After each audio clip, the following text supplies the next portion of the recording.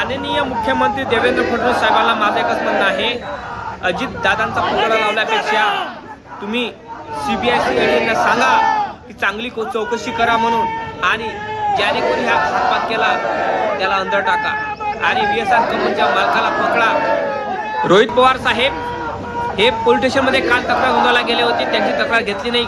देवेंद्र फडणवीस साहेब विचार करा, तुमचा मित्र होता ना अजित पवार साहेब, मग तुमच्या मित्राची तक्रार घेतली नाही तर विचार करा तुम्ही.